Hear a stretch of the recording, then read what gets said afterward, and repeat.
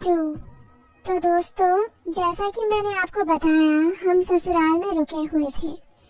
सासू माँ के पैर में मोच की वजह से उन्हें चलने फिरने में काफी दिक्कत हो रही थी। मेरी पत्नी रिया अब उनकी पूरी मदद कर रही थी। सुबह से शाम तक रिया माँ को सहारा देकर इधर उधर ले जाती, उनके लिए खाना बनाती और उनकी हर छोटी बड़ी जरूरत का ख्याल रखती थी। मैं भी जितना हो सकता था मदद करने की कोशिश करता, लेकिन रिया ने सासू माँ की जिम्मेदारी पूरी तरह से अपने कंधों पर ले ली थी। शायद उसे लगता था कि ये उसका फर्ज है, और सच कहूँ तो मुझे उसकी यह बात बहुत अच्छी लग रही थी। लेकिन मेरे मन में एक अजीब सी बेचैनी थी। सासू माँ के साथ उस दिन की घटना ने मेरे दिल में कुछ अलग ही भाव जगा दिए थे। उनकी वो मुस्कान, उनकी बातें और वो अपनापन, ये सब मेरे दिमाग में बार बार घूम रहा था। 3 दिन की सरकारी छुट्टियों की वजह से हम ससुराल में ही थे।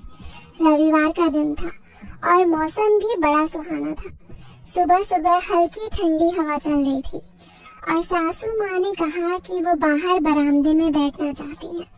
रिया ने उन्हें सहारा देकर बरामदे की कुर्सी पर बिठाया और उनके लिए एक गर्म शॉल लाकर कंधों पर डाल दी। मैं पास ही खड़ा था और सासू माँ ने मुझे देखकर हल्का सा मुस्कुराते हुए कहा, जतिन, तुम भी बैठो ना, थोड़ी देर गपशप करते हैं। मैंने कुर्सी खींचकर उनके पास बैठ गया। रिया किचन में चाय बनाने चली गई थी और मेरा बेटा पास में अपनी खिलौनों की दुनिया में खोया हुआ था। सासू माँ ने बात शुरू की, जतिन, तुमने उस दिन मेरी बहुत मदद की। सच कहूँ मुझे बहुत अच्छा लगा। आजकल के जमाने में ऐसा दामाद मिलना मुश्किल है। मैंने हंसते हुए कहा, अरे माँ, इसमें क्या बड़ी बात है? आप तो हमारे लिए माँ जैसी हैं। आपकी सेवा करना तो मेरा फर्ज है। वो फिर मुस्कुराई, लेकिन इस बार उनकी मुस्कान में कुछ अलग था, जैसे वो कुछ कहना चाहती थी लेकिन रुक गई। मैंने भी ज्यादा नहीं सोचा और बात को हल्का करने के लिए कहा, वैसे माँ, आप तो अभी भी इतनी फिट और खूबसूरत हैं। ससुर जी तो जरूर आप पर फिदा रहते होंगे। मेरी बात सुनकर वो जोर से हंस पड़ी। अरे जतिन, अब क्या खूबसूरती, ये तो जवानी की बातें हैं। अब तो बस बच्चों और परिवार की चिंता रहती है। फिर वो थोड़ा रुकी और बोली, लेकिन तुम्हारी बातों में एक बात तो सही है, इंसान को अपने लिए भी थोड़ा जीना चाहिए, है ना? मैंने उनकी बात को गौर से सुना। उनकी आंखों में एक चमक थी, जैसे वो कुछ पुरानी यादों में खो गई हो। मैंने हल्के से कहा, बिल्कुल माँ, आप अभी भी जवानी में ही हैं। बस थोड़ा सा और ध्यान रखिए और ससुर जी को भी बोलिए कि आपको थोड़ा और वक्त दें। वो हंसते हुए बोली, अरे तुम्हारे ससुर जी को तो बस अपने दोस्तों और दारू से फुर्सत मिले तब ना। लेकिन हाँ, तुम्हारी बात सही है, शायद मुझे भी थोड़ा अपने लिए जीना चाहिए। इतने में रिया चाय लेकर आ गई। उसने हमारी बातें सुनी और हंसते हुए कहा, क्या बात हो रही है माँ और जतिन, कोई सीक्रेट प्लानिंग? सासू माँ ने हंसकर कहा, अरे कुछ नहीं, बस यही कि जतिन को मेरी जवानी की तारीफ करने की आदत हो गई है। रिया ने मेरी तरफ देखकर भौहें चढ़ाई और मजाक में कहा, अच्छा जी, अब माँ को भी तारीफ करने लगे? मुझे तो कभी इतनी तारीफ नहीं मिलती। मैंने हंसते हुए कहा, अरे तुम तो मेरी जान हो, तुम्हारी तारीफ तो मैं हर दिन दिल में करता हूँ। सासू माँ और रिया दोनों हंस पड़ी। उस पल में माहौल इतना हल्का और खुशनुमा था कि मेरे मन की सारी बेचैनी कहीं गायब हो गई। लेकिन फिर भी मेरे दिल के किसी कोने में सासू माँ की वो बातें और उनकी वो मुस्कान बार बार गूंज रही थी। शाम को जब हम सब साथ में डिनर कर रहे थे, सासू माँ ने अचानक कहा, जतिन, तुम्हारी मालिश ने मेरे पैर को बहुत आराम दिया। अगर तुम्हें बुरा ना लगे तो आज फिर से थोड़ी मालिश कर दो। रिया ने तुरंत कहा, अरे माँ, जतिन को इतना परेशान क्यों करती हो? मैं कर देती हूँ। लेकिन सासू माँ ने हंसते हुए कहा, नहीं रिया, जतिन के हाथों में जादू है, तू तो बस मुझे सहारा देती रहे। मैंने रिया की तरफ देखा, वो हल्का सा मुस्कुराई और बोली, ठीक है माँ, जतिन ही कर देगा, लेकिन जतिन ज्यादा तारीफ सुनकर उड़ मत जाना। मैंने हंसते हुए कहा, अरे उड़ने का सवाल ही नहीं, माँ की सेवा में तो मैं हमेशा तैयार हूँ। रात को जब रिया अपने बेटे को सुलाने में व्यस्त थी, मैं सासू माँ के कमरे में गया। मलहम लेकर मैंने फिर से उनके पैर की मालिश शुरू की। इस बार वो पहले से ज्यादा सहज थी। वो बोली, जतिन, तुम्हारी वजह से मुझे बहुत राहत मिल रही है, तुम सच में बहुत अच्छे इंसान हो। मैंने कहा, माँ ये तो बस छोटी सी बात है, आप खुश रहिए, यही मेरी खुशी है। वो चुप रही, लेकिन उनकी आंखों में एक अजीब सी चमक थी। मालिश करते वक्त मेरे मन में फिर वही पुराने विचार उभरने लगे। मैंने खुद को समझाया, लेकिन दिल और दिमाग की जंग में दिमाग बार बार हार रहा था। तभी सासू माँ ने धीरे से कहा, जतिन, तुमने जो उस दिन कहा कि मेरे लिए ये एक नई शुरुआत जैसा है, उसका मतलब क्या था? मैं एकदम से रुक गया, मेरे पास जवाब नहीं था। मैंने हल्के से कहा, माँ मेरा मतलब था कि शायद हमारा रिश्ता अब और गहरा हो गया है माँ और बेटे का। वो हल्का सा मुस्कुराई और बोली, हाँ शायद, लेकिन जतिन, कुछ रिश्ते ऐसे होते हैं जो समझाने से ज्यादा महसूस किए जाते हैं। उनकी इस बात ने मुझे और उलझन में डाल दिया। मैं चुपचाप मालिश करता रहा, लेकिन मेरा मन अब पूरी तरह से उधेड़ बुन में था। क्या सासू माँ भी मेरे मन की तरह कुछ सोच रही थी, या ये बस मेरे मन का वहम था? मैं उसे अपनी असली माँ बनाना चाहता था। तभी रिया कमरे में आ गई और बोली, जतिन, माँ को अब आराम करने दो, चलो हमें भी सोना है। मैंने मालिश बंद की और सासू माँ को गुड नाइट बोलकर बाहर आ गया। रिया के साथ अपने कमरे में लेटा हुआ था, लेकिन नींद मेरी आंखों से कोसों दूर थी। मेरे दिमाग में बस सासू माँ की बातें और उनकी वो मुस्कान घूम रही थी। अगले दिन सुबह जब मैं उठा तो रिया ने बताया कि सासू माँ की तबीयत थोड़ी नासाज है। शायद मोच की वजह से उन्हें हल्का बुखार आ गया था। रिया ने कहा कि वो डॉक्टर को बुला रही है। मैंने कहा, रिया तुम चिंता मत करो, मैं सब संभाल लूंगा। डॉक्टर ने सासू माँ को देखा और कुछ दवाइयाँ दी, साथ ही कहा कि उन्हें पूरा आराम करना होगा। रिया को अगले दिन ऑफिस जाना था क्योंकि उसकी छुट्टियां खत्म हो गई थी। मैंने कहा, रिया तुम ऑफिस चली जाओ, मैं माँ का ख्याल रख लूंगा। रिया ने मेरी तरफ देखा और मुस्कुराते हुए कहा, जतिन तुम सच में बहुत अच्छे हो, माँ को तुम्हारे जैसा दामाद मिला, ये उनकी खुशकिस्मती है। उस दिन रिया ऑफिस चली गई।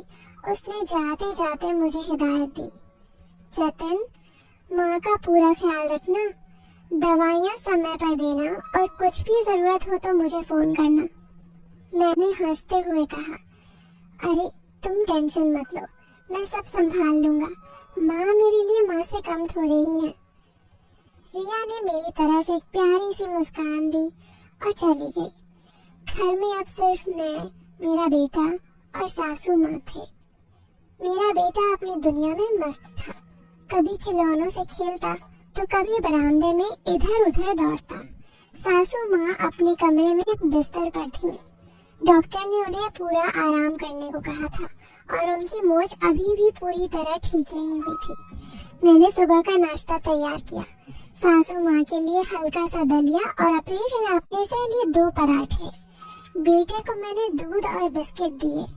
नाश्ता लेकर मैं सासू माँ के कमरे में गया। माँ लीजिए, थोड़ा दलिया खा लीजिए, डॉक्टर ने कहा है कि आपको हल्का खाना खाना है। मैंने कहा और उनके सामने ट्रे रख दी। सासू माँ ने हल्का सा मुस्कुराते हुए कहा, जतिन तुम इतना ख्याल रखते हो, मैंने सोचा भी नहीं था कि मेरा दामाद इतना प्यारा होगा। मैंने हंसते हुए कहा, जी माँ, ये तो मेरा सौभाग्य है कि मुझे आप जैसी माँ मिली। अब चुपचाप दलिया खाइए, नहीं तो रिया मुझे डांटेगी। वो हंस पड़ी और धीरे धीरे दलिया खाने लगी। मैं उनके पास बैठा रहा और बातें करता रहा। बातों बातों में मैंने पूछा, माँ आपकी तबीयत अब कैसी है? मोच का दर्द कैसा है? उन्होंने कहा, थोड़ा बेहतर है बेटा, लेकिन अभी भी पैर में थोड़ा दर्द है। तुम्हारी मालिश ने सच में बहुत आराम दिया था। मैंने तुरंत कहा, तो फिर आज फिर से मालिश कर दूं? आप बस बोलिए।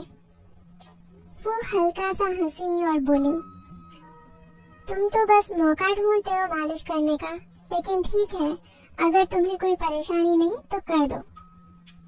मैंने मलहम उठाया और उनके बिस्तर के पास बैठ गया। धीरे धीरे उनके पैर की मालिश शुरू की। इस बार मैं थोड़ा और सावधानी से मालिश कर रहा था, क्योंकि मुझे पता था कि उनकी मोच अभी पूरी तरह ठीक नहीं हुई थी। उनके तलवों पर हल्के हाथों से मलहम लगाते हुए मैंने मालिश शुरू की। उनके चेहरे पर फिर वही संतोष भरे भाव दिखाई देने लगे। वो आंखें बंद करके चुपचाप लेटी हुई थी और मैं धीरे धीरे मालिश करता रहा। थोड़ी देर बाद मैंने पूछा, माँ अब कैसा लग रहा है? उन्होंने आंखें खोली और मेरी तरफ देखकर कहा, जतिन तुम्हारे हाथों में सच में जादू है, मुझे बहुत आराम मिल रहा है। मैंने हंसते हुए कहा, बस माँ आप ठीक हो जाइए, यही मेरी सबसे बड़ी खुशी है। वो फिर चुप हो गई, लेकिन उनकी आंखों में वही अजीब सी चमक थी जो मुझे पिछले कुछ दिनों से परेशान कर रही थी। मैं मालिश करता रहा, लेकिन मेरे मन में फिर वही उधेड़-बुन शुरू हो गई। क्या सासू माँ भी मेरे मन की तरह कुछ सोच रही थी, या ये सब बस मेरा वहम था?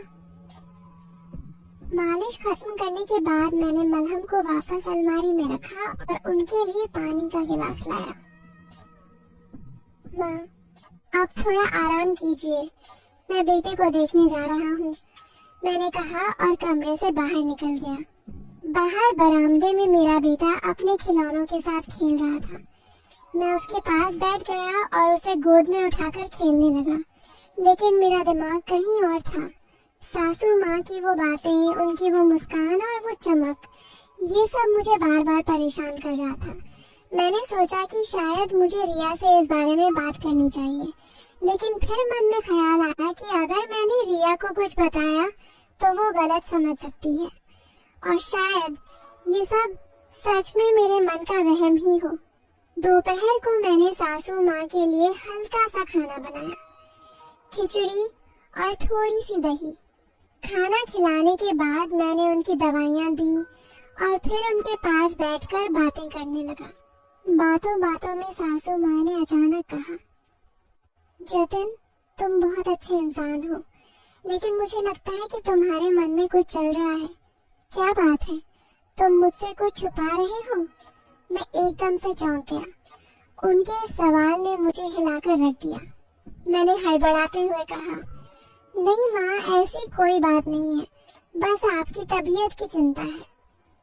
वो हल्का सा मुस्कुराई और बोली, जतिन मैं उम्र में तुमसे बड़ी हूँ, मैं लोगों के चेहरों को पढ़ना जानती हूँ। तुम्हारे चेहरे पर कुछ तो है जो तुम मुझसे कह नहीं रहे। मैंने सोचा कि अब शायद मौका है। अगर मैं अपने मन की बात कह दूं तो शायद ये उलझन खत्म हो जाए, लेकिन फिर मैंने खुद को रोका। मैंने कहा, माँ सच में कुछ नहीं है, बस थोड़ा काम का तनाव है। वो चुप रही, लेकिन उनकी आंखों में वही चमक थी। उन्होंने धीरे से कहा, ठीक है बेटा, लेकिन याद रखना मैं हमेशा तुम्हारे लिए हूँ। अगर कभी कुछ कहना हो तो बेझिझक कहना। मैंने सर हिलाया और बात को टाल दिया, लेकिन मेरे मन में तूफान मचा हुआ था। क्या सासू माँ मेरे मन की बात भांप चुकी थी, या वो बस मेरी चिंता कर रही थी? मैं समझ नहीं पा रहा था। शाम को रिया ऑफिस से लौटी। उसने सासू माँ की तबीयत के बारे में पूछा और फिर मुझे थैंक्स कहा। जतिन, तुमने माँ का इतना ख्याल रखा, इसके लिए थैंक्स। मैं जानती हूँ कि तुम बहुत अच्छे इंसान हो, उसने कहा और मेरे गाल पर एक हल्का सा चुम्बन दे दिया। मैंने हंसते हुए कहा, अरे इसमें थैंक्स की क्या बात, माँ मेरी भी तो माँ है। रात को डिनर के बाद हम सब साथ बैठे। सासू माँ अब थोड़ा बेहतर महसूस कर रही थी। वो बोली, जतिन, तुम और रिया कल अपने घर चले जाओ, मैं अब ठीक हूँ, बस थोड़ा सा दर्द बाकी है, वो भी जल्दी ठीक हो जाएगा। रिया ने कहा, नहीं माँ, हम तब तक यही रहेंगे जब तक आप पूरी तरह ठीक नहीं हो जाती। मैंने भी हामी भरी। हाँ माँ, रिया सही कह रही है, हम यही रहेंगे। सासू माँ ने हमारी तरफ देखा और मुस्कुराते हुए कहा, तुम दोनों बहुत अच्छे हो। मैं बहुत खुशकिस्मत हूँ कि मुझे तुम जैसा दामाद और बेटी मिले। उस रात जब मैं और रिया अपने कमरे में लेटे थे, रिया ने मुझसे कहा, जतिन, तुमने माँ का इतना ख्याल रखा, इसके लिए मैं तुम्हें कभी नहीं भूलूंगी। मैंने कहा, रिया, ये मेरा फर्ज है, तुम टेंशन मत लो। लेकिन मेरे मन में अभी भी वो उलझन थी। सासू माँ की बातें, उनकी मुस्कान और उनकी वो चमक, ये सब मुझे सोने नहीं दे रहा था।